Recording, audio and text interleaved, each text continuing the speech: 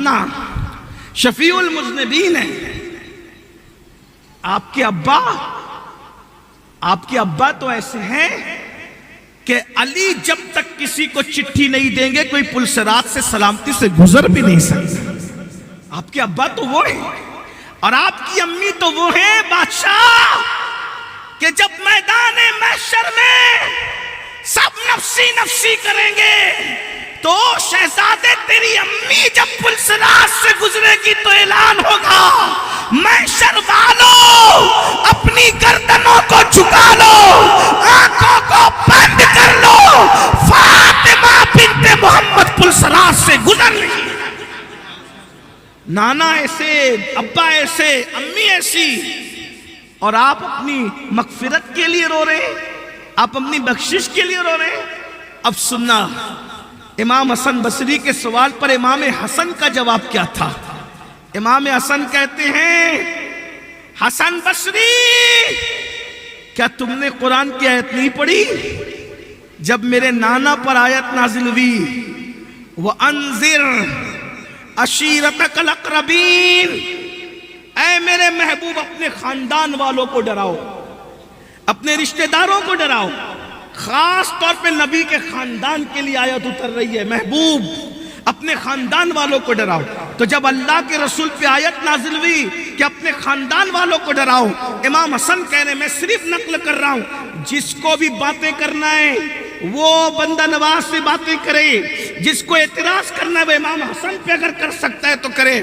میں امام حسن کا مسلک پیش کر رہا ہوں, امام حسن کی اللہ میں کرے کسی مصیبت میں پڑو, میں مصیبت دور کر سکتا ہوں نہیں کر سکتا. اگر آپ کی روزی کا مسئلہ ہو میں روزی دے سکتا ہوں نہیں دے سکتا. میں آپ کو سچی بات کہنے آیا ہوں, اصلاح معاشرہ کی محفل میں میں آپ کے ساتھ فراڈ کرنے نہیں آیا. مجھے مرنا ہے, ہمیں ذمہ داری سونپی گئی ہے سچی بات پہنچانے کی. بھائی مولانا کے قریب ہونے کے لیے تم اتنی محنت کر رہے ہو, اتنی محنت کبھی مولا کے قریب ہونے کے لیے بھی کر لو. مولانا تو تیری خیریت بھی نہیں پوچھ پائے گا میرے بھائی, پیر صاحب تو تیری خیریت بھی نہیں پوچھ پائیں گے میرے بھائی, سیاسی لیڈر تو تیری خیریت بھی نہیں پوچھ پائیں گے. وہ میرا اللہ تو بیمار پڑے شفا وہ دے گا, روزی کی ضرورت ہے روزی وہ دے گا, رزق کی ضرورت ہے رزق وہ دے گا, تیری بدقسمتی کو خوش قسمتی میں وہ بدلے گا, تیری بیٹی کو رشتے نہیں آئیں گے گھر تک وہ پہنچائے گا, وہ تیری مرنے کے وقت تیری تکلیف کو کم وہ کرے گا, مرنے کے بعد قبر میں اسی کی رحمتیں کام آئے گی, اسی کی رحمت سے تو جنت میں جائے گا. لیکن سیاسی لیڈر کے قریب بھاگنے والے, مولانا کے قریب بھاگنے والے, پیر کے قریب بھاگنے والے, میرے بھائی کبھی اللہ کے قریب بھی تو آنے کی کوشش کر. بلکہ میں آپ کو بتاؤں, ارے سب کے قریب ہونا مشکل ہے, رب کے قریب ہونا کتنا آسان ہے. ایک آسان نسخہ ہے, ہمارے قریب ہونے کے لیے بڑی بڑی رشوتیں دینی پڑے گی, ہے نا. میں بات کہہ دوں سچی سچی, بڑے بڑے تحفے دینے. ارے بھائی یہاں تو امیر اور غریب میں بھی فرق ہو گیا. مسافے میں غریب آئے تو الگ انداز, امیر آئے تو الگ انداز, یہی ہے نا. خوبصورت آئے الگ انداز, بدصورت آئے الگ انداز, ان پڑھ آئے الگ انداز. ظالموں نے مسافے کو بھی غریبی اور امیری میں بانٹ دیا, شادیوں کو بھی غریبی اور امیری میں بانٹ دیا, بیماری کو بھی غریبی اور امیری میں بانٹ دیا, جنازوں کو بھی امیری اور غریبی میں بانٹ دیا. جس کے جنازے میں قنداقیوں کے بالوں کی کثرت ہے, قادریت عشق مصطفیٰ کے رنگ کا نام ہے, چشتیت کپڑوں کے رنگین کرنے کا نام نہیں ہے, چشتیت صبغت اللہ ومن احسن من اللہ صبغہ کی عملی تفسیر بننے کا نام ہے. نماز کو چھوڑتے ہو, سب کو پکڑنے کے لیے بہت مشکل ہے, اور رب کو پانا کتنا آسان ہے. آیت نہیں پڑھوں گا ورنہ سجدہ تلاوت لازم آ جائے گا. اللہ فرماتا اللہ کے قریب ہونے کا آسان ذریعہ کیا ہے پتہ ہے کتنا آسان ہے, سن لو. سجدہ کرو اور اللہ کے قریب ہو جاؤ. نہ کوئی تحفہ دینا ہے, نہ کوئی چاپلوسی ہے, نہ کسی کا کچھ نہیں, کتنا آسان ہے. اور یہ نہیں کہا کہ مولانا سجدہ کرے گا تو وہی قریب ہوگا, سید کرے گا تو وہی کو وہ قریب ہوگا, نمازی کرے گا تو وہی قریب ہوگا. آپ کو بتاؤں, سن لے بس بات ختم کر رہا ہوں, اختتام اللہ کرے بات دل میں اتر جائے. میرا اللہ تو ایسا ہے, کوئی سجدہ کرے اللہ اس کو مل جاتا ہے. اللہ فرماتا ہے جب میرا بندہ سجدے میں سر رکھتا ہے تو میرے اور میرے بندے کے درمیان جتنے حجابات ہوتے ہیں میں سارے حجابات اٹھا دیتا ہوں۔ اللہ کو پانا کتنا آسان ہے۔ ایک بات برداشت کر لو، بعد میں کوئی میٹھی سنا دے گا۔ عرض کروں نا آپ کے سامنے، میرا یہ لہجہ نہیں ہے، لیکن مجھے کلفت ہے کہ جس قوم کو اللہ والی ہونا چاہیے تھی، آج وہ قوم اللہ کو چھوڑ کے سب کی ہے، اللہ کے علاوہ، یعنی اللہ والا بننا تھا ہمیں، ہم اللہ والے نہیں بنے، باقی سب کے بن گئے، نفس کے بن گئے، بیوی کے بن گئے، بچوں کے بن گئے، سب کے بن گئے۔ جتنی محبت بچوں سے کرتے ہو اتنی اللہ سے نہیں کرتے ہو، برا مت ماننا، اور اگر کرتے ہو تو میں تم سے پوچھتا ہوں، بتاؤ بچے نے کہہ دیا ابو آئی فون لینا ہے 2.5 لاکھ دیتے ہو کہ نہیں دیتے؟ اور اللہ کی مسجد میں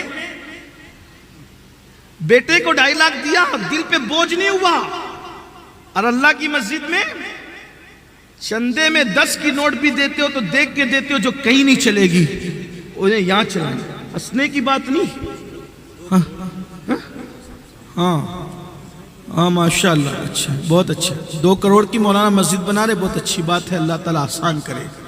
میں مولانا سے بھی گزارش کرتا ہوں معافی کے ساتھ، 2 کروڑ کی مسجد بنانے کی بجائے 50 لاکھ کی بناؤ، 1.5 کروڑ میں اچھا ادارہ قائم کرو مولانا، ہاں دنیا بھی ہو دینی بھی ہو، اس لیے کہ بہت معافی کے ساتھ 2 کروڑ کی بناؤ کہ 3 کروڑ کی بناؤ، جمعہ کے آدھے گھنٹے کے علاوہ اور مسجد کا کام کتنا ہے بتائیے؟ جتنے بھی آتے صرف جمعہ کے دن آتے ہو، بھی اس 80% 2 رکعت پڑھے، بڑی بناؤ مسجد، میں منع نہیں کر، مسجدیں بناؤ، الحمدللہ ہم بھی بناتے ہیں، آپ بھی بناؤ، لیکن مسجدوں کو جتنا بنانا ہے، جتنی ضرورت اتنا بناؤ۔ اس وقت لڑکیوں کے ادارے، لڑکوں کے ادارے، اسکول، کالج، مدرسے، بڈھے کو بھیک نہیں دیتے۔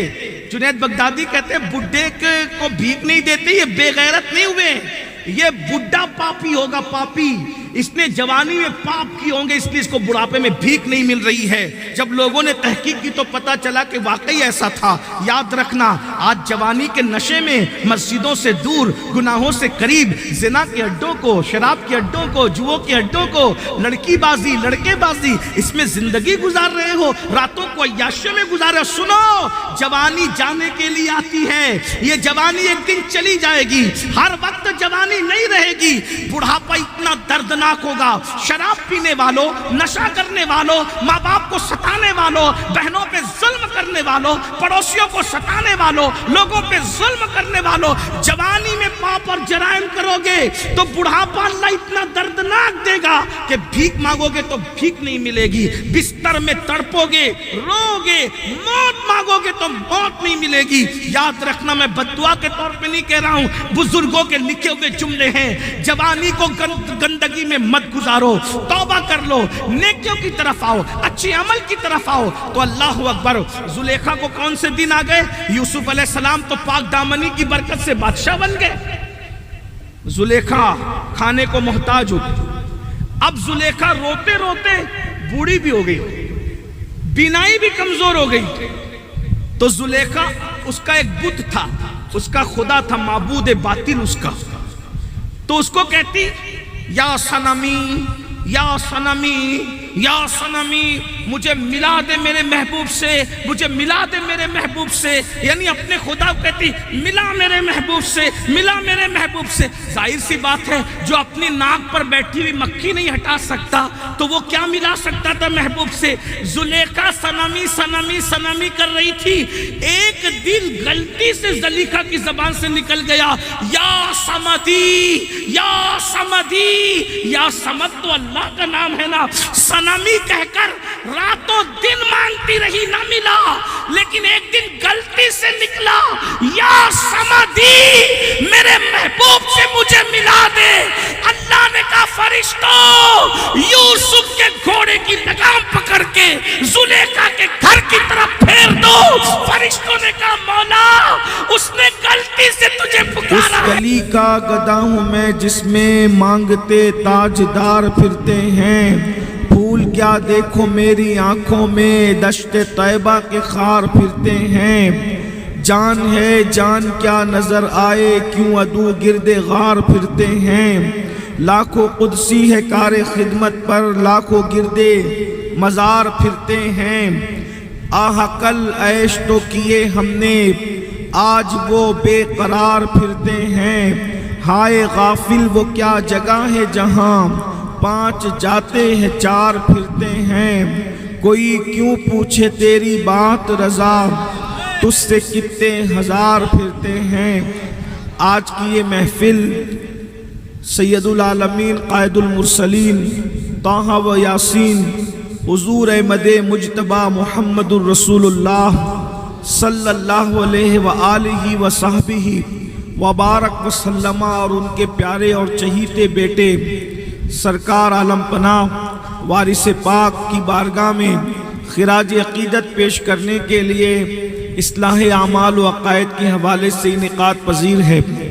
जैसा कि आपने हज़रत मौलाना ग़ुलाम वारिस साहब से सुना कि ये तारीख़ सरकार आलम पनाह की चौखट के लिए दी गई थी। वहाँ के ख़तीब व इमाम हज़रत मौलाना ग़यासुद्दीन साहब मरहूम व मग़फ़ूर, उनकी खिदमात के एतराफ़ में ये महफ़िल होनी थी, लेकिन अल्लाह की मर्ज़ी कि इससे पहले कि हम उनकी खिदमत का एतराफ़ करते, अल्लाह रब्बुल इज़्ज़त की रहमतों को वो पहुँचे। अल्लाह ताला उनकी बेहिसाब मग़फ़िरत फ़रमाए, उन्हें करवट करवट जन्नत की बहारें अता फ़रमाए, उनके दर्जात बुलंद फ़रमाए, उनके अहले खाना को सब्र जमील और अजर जज़ील अता फ़रमाए। वक्त माशाअल्लाह काफ़ी हो चुका है और आप हज़रात बहुत सारे खुतबा को सुन चुके हैं और मेरे बाद भी आप लोगों को कुछ लोगों को सुनना है। इसलिए अब कोई लंबी चौड़ी गुफ्तगू करने के बजाय मुख्तसर में मैं अपनी गुफ्तगू को समेटने की सआदत हासिल करूँगा। जिस आया करीमा की मैंने तिलावत की है उसमें अल्लाह तबारक व तआला ने इंसान की ज़िंदगी के मकसद को बयान किया है। अल्लाह तबारक व तआला ने इंसान को पैदा किया, जब पैदा किया तो फिर मौत क्यों दी? एक सवाल पैदा होता है कि अगर आपने इमारत बनाई तो आप तोड़, बशर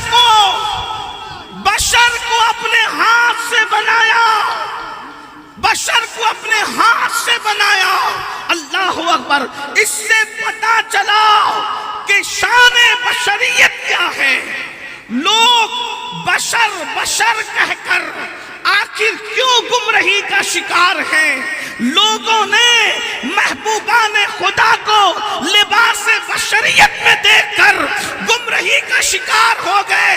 लेकिन अहले सुन्नत ने जब खुदा के महबूबों को लिबास बशरियत में देखा तो पता चला कि बशरियत का लिबास कितना कीमती है।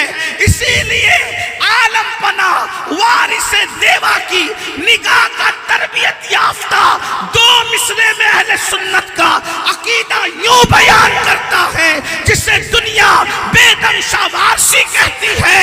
अब आदमी कुछ और हमारी नजर में है, अब आदमी कुछ और हमारी नजर में है। जब से सुना है यार लिबासे बशर में है, जब से सुना है यार, जब से सुना है यार लिबास बशर में है।